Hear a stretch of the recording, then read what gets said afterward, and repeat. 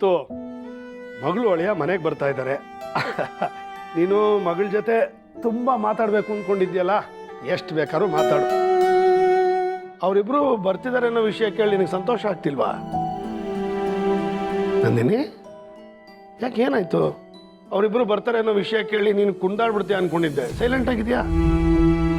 ಮಗಳು ಅಳಿಯ ಮನೆಗೆ ಬರ್ತಿರೋದು ಸಂತೋಷದ ವಿಚಾರನೇ. ಆದರೆ ಅವ್ರ ಜೀವನದ ಬಗ್ಗೆ, ಅವ್ರು ಬದುಕ್ತಿರೋ ರೀತಿ ಬಗ್ಗೆ ಯೋಚನೆ ಮಾಡ್ತಿದ್ರೆ ಯಾಕೋ ಒಂಥರ ಹಿಂಸೆ ಅನ್ನಿಸ್ತಿದೆ ವೀರು. ನಿನಗೆ ಅರ್ಥ ಆಗ್ತಿಲ್ಲ? ಸುಬ್ಬು ಮತ್ತು ಶ್ರಾವಣಿ ಮದುವೆಯಾಗಿ ಎಷ್ಟು ಸಮಯ ಆಯಿತು. ಅವರು ಸಂತೋಷವಾಗಿ ಸಂಸಾರ ಮಾಡಿರೋದನ್ನು ನೋಡಿದ್ದೀರಾ?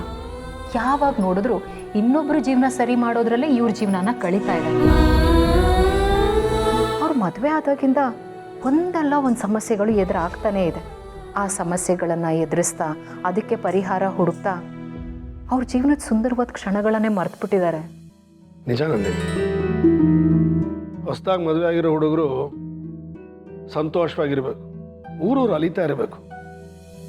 ಇವ್ರ ಮದುವೆನೇ ಒಂಥರ ಗೊಂದಲದಲ್ಲಿ ನಡೀತು. ಈಗ ಗೊಂದಲಕ್ಕೆ ಒಂದು ಸುಳಿ ಸಿಕ್ಕಾಗಿದೆ. ಅವರು ಒಂದಾಗಿರಲಿ ಅಂತ ನಾವು ಆಸೆ ಪಡ್ತೀವಿ, ಆದರೆ ಅವ್ರ ಬದುಕನ್ನು ಬಿಟ್ಟು ನಮ್ಮಿಬ್ಬರನ್ನ ಒಂದು ಮಾಡಿದ್ರು.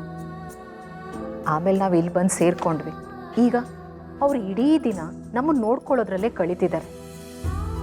ಹೀಗಿದ್ರೆ ಅವರಿಬ್ಬರು ಸಂತೋಷವಾಗಿ ಸಂಸಾರ ಮಾಡೋದು ಯಾವಾಗ? ನಾನು ಇದ್ರ ಬಗ್ಗೆನೇ ಯೋಚನೆ ಮಾಡ್ತಾ ಇದ್ದೀನಿ. ಯೋಚನೆ ಮಾಡೋದೇನು, ಒಂದು ನಿರ್ಧಾರಕ್ಕೂ ಬಂದಿದ್ದೀನಿ. ನಿರ್ಧಾರನಾ? ಹೌದು ನಂದಿನಿ, ನಾವು ಈ ಮನೆಗೆ ಬಂದಾಗಿಂದ ಒಂಥರ ಇವ್ರ ಮನೆಯವ್ರಿಗೆ ಹೊರೆ ಆಗಿದ್ದೀವ ಅಂತ ಅನ್ನಿಸ್ತಾ ಇದೆ. ಪಾಪ ಅವರು ಚಿನ್ನದಂಥ ಜನ, ಅವರು ನಮ್ಮನ್ನು ಹೊರೆ ಅಂತ ಟ್ರೀಟ್ ಮಾಡ್ತಾ ಇಲ್ಲ. ಆದರೆ ನಮ್ಮನ್ನು ನೋಡ್ಕೊಳ್ಳೋ ಬರದಲ್ಲಿ ಅವ್ರ ಜೀವನನೇ ಅವ್ರು ಮರ್ತು ಬಿಡ್ತಾ ಇದ್ದಾರೆ ಅಂತ ಅನ್ಸುತ್ತೆ. ಅದಕ್ಕೆ ನಾವು ಸ್ವಲ್ಪ ದೂರ ಇರೋದು ವಾಸಿ. ಹಾಗಾದರೆ ನಾವು ಬೇರೆ ಮನೆಗೆ ಶಿಫ್ಟ್ ಆಗೋಣವಾ? ಹ್ಞೂ ನಂದಿನಿ, ನಾವಿಬ್ಬರು ಇಲ್ಲೇ ಇದ್ದರೆ ಮಗಳು ಅಳಿಯ ನಮ್ಮನ್ನು ನೋಡ್ಕೊಳ್ಳೋದ್ರಲ್ಲೇ ಕಾಲ ಕಳೆದ್ಬಿಡ್ತಾರೆ. ಅದಕ್ಕೆ ದೂರ ಇದ್ದು ಅವ್ರು ಖುಷಿಯಾಗಿರೋದನ್ನು ನೋಡೋಣ. ವೀರು, ನನ್ನ ಮನಸ್ಸಿಗೂ ಇದೇ ಯೋಚನೆ ಬರ್ತಿತ್ತು.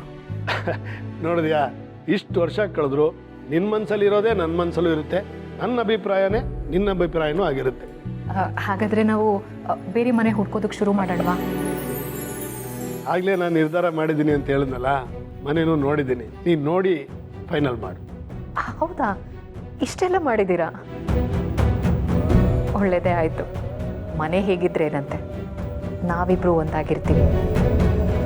ಇಲ್ಲಿ ಮಗಳು ಅಳಿಯ ಒಂದಾಗಿರ್ತಾರೆ. ನಮ್ಮೆಲ್ರಿಗೂ ಮನೆಗಿಂತ ಮನಸ್ಸು ಮುಖ್ಯ. ಅದು ದೂರ ಹೋಗ್ತೀನಿ ಅನ್ನೋ ನಿರ್ಧಾರ ಏನೋ ಮಾಡಿಬಿಟ್ಟೆ.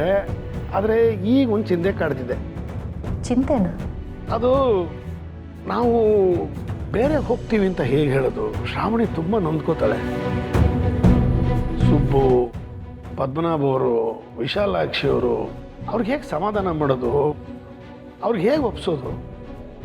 ಹೌದು ವೀರು, ಅವ್ರಿಗೆ ಈ ವಿಚಾರ ಗೊತ್ತಾದರೆ